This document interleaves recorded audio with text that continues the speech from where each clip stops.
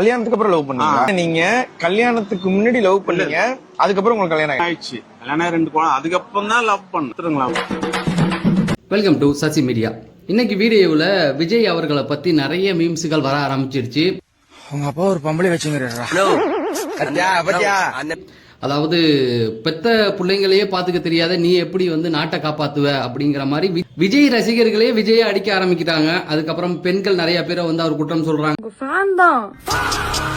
உங்களுக்கு பிடிக்கும் தான் இருந்தாலும் இதுக்கெல்லாம் எப்படின்னா முட்டு கொடுக்கறது. விஜய்க்கு சப்போர்ட்டிவா பேசினா பல யூடியூபர்ஸ் விஜய்க்கு எதிராக திரும்பிட்டாங்க. என்ன நடக்குது? விஜயகாந்த் அவர்கள் தோத்த மாதிரி விஜயும் தோத்துருவாருங்க அப்படின்னு சொல்லி விஜயகாந்தோட கம்பேர் பண்றாங்க. அதுக்கப்புறம் சிரஞ்சீவியை வச்சு பேசுறாங்க. தாவேக தலைவர் விஜயை வந்து போட்டு அடிச்சுக்கிட்டு இருக்காங்க. என்ன விஷயம், என்ன நடக்குது அப்படிங்கறத இந்த வீடியோல பார்க்க போறோம். ட்ரெண்டிங் டாபிக்களை தெரிஞ்சுக்க நம்ம சேனலை சப்ஸ்கிரைப் பண்ணுங்க. ஃபர்ஸ்ட் எடுத்தோடனே விஜய் அவர்கள் ஒரு மாற்றத்துக்காக வந்திருக்காரு. மாற்றம் அப்படின்னும் பொழுது இருக்கிறவங்களாம் சரியில்லைங்க, அதனால நான் கட்சியை ஆரம்பிச்சிருக்கேன், அதுதான் மாற்றம். அந்த மாற்றத்துக்கு வந்தவர் அதுக்கான அணுகுமுறைகளை கரெக்டாக கொண்டு போயிட்டு இருந்தார். தப்பே சொல்ல முடியாது, எல்லா விஷயத்திலும் கரெக்டாக இருந்தார்.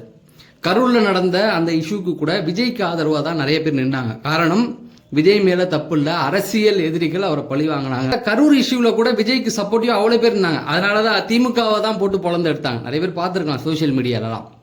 அப்ப தாவேகாவுக்கு இது ஒரு மிகப்பெரிய வெற்றியா பார்க்கப்பட்டுச்சு. என்னை பொறுத்த வரைக்கும் தாவேகா வந்து ஒரு பெரிய நல்ல நிலைமைக்கு வந்துருங்க. ஏன்னா இவ்வளவு பெரிய விஷயம், ஒரு 40 பேர் இறந்துருக்காங்க அப்படின்னா அப்ப கூட மக்கள் வந்து விஜய் மேல அந்த மதிப்பு கம்மியாகல, விஜயை புரிஞ்சுக்கிட்டாங்க, அவர் தப்பு பண்ணல அப்படின்னு சொல்லி விஜய்க்கு ஆதரவா நின்ன மக்கள் இன்னைக்கு அப்படியே விஜய்க்கு எதிராக திரும்பி இருக்கிறது. தொண்டனுக்கு பிடிக்கல, அவனுக்கு பிடிக்கல, எனக்கு பிடிக்குது. தொண்டனுக்கு பதில் சொல்லித்தான் ஆகணும். என்ன நீ பெரிய தொண்டை?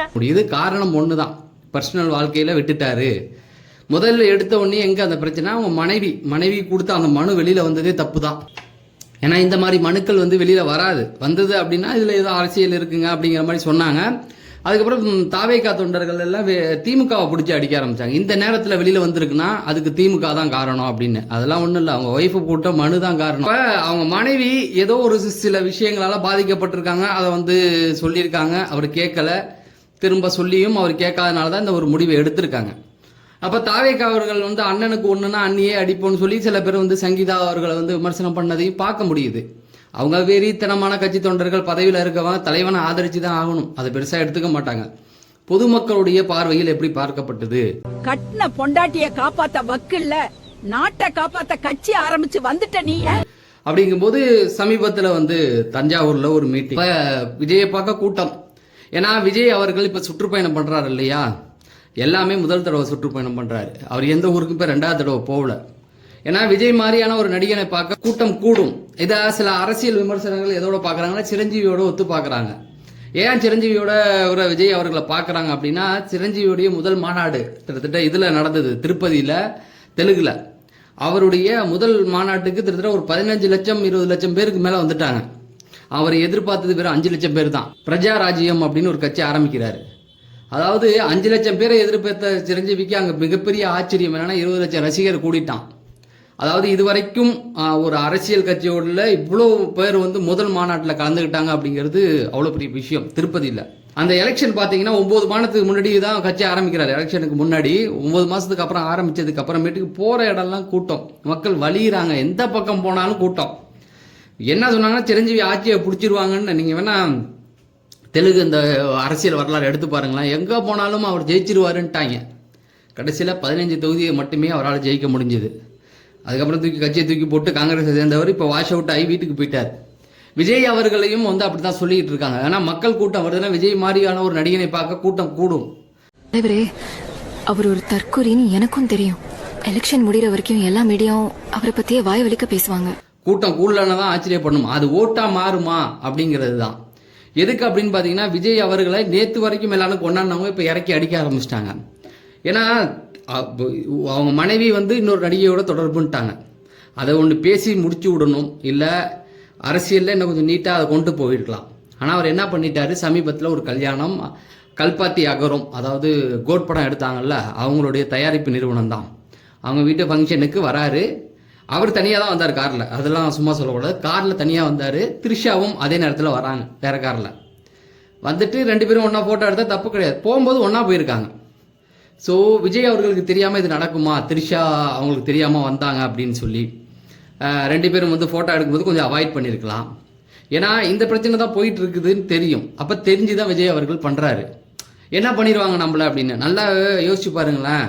விஜய் அவர்கள ஒரு மாற்று சக்தியா, மக்களுக்கான ஒரு மாற்று சக்தியா பார்க்கறாங்க. தாவேக தொண்டர்கள்லாம் வந்து ஏங்க ஒரு பர்சனல் லைஃப்ல என்ன வேணா பண்ணலாங்க. பர்சனல் லைஃப் தான் அதுக்கு பேர் இப்ப பண்ணிக்கிட்டு இருக்குது இப்ப கள்ளக்காதல். நான் சிஎம் ஆகணும் சொல்றேங்க. டெஃபினெட்லி இல்ல இப்ப புரியுது.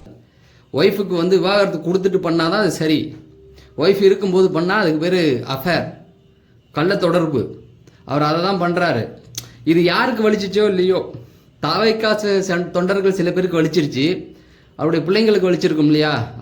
பையனுக்கு கல்யாண வயசு, அப்பா வந்து அரசியல் மாற்றத்துக்கு போனவர் என்ன பண்ணிட்டு இருக்காரு பாருங்க. கண்டிப்பா பிள்ளைங்களுக்கு வலிக்கும் இல்லையா. அப்பா இப்படித்தானே எல்லாம் சென்னையில தான் இருக்காங்கன்னு சொல்றாங்க. இப்ப பசங்களுக்காக நக்கீரன் கோபால்லாம் விமர்சனர், பசங்களுக்காகவே உன்னை மாத்திக்க முடியல, நீ என்னத்தையா வந்து நாட்டு மக்களை மாத்திக்க போற, உன் பிள்ளைங்களுக்காகவே உன் வாழ்க்கையை உன்னால மாற்ற முடியல, நீ என்ன மக்களுடைய வாழ்க்கையை மாற்ற போறியான்னு கேள்வி கேட்குறாரு. எல்லாருமே விஜய் ஆதரிச்ச யூடியூபர்ஸ் எல்லாம் பாதி பேர் வந்து இந்த ரிவ்யூலாம் கொடுப்பார்ல, அவரே கெடுத்துக்கிறாருங்க அப்படிங்கிற மாதிரி.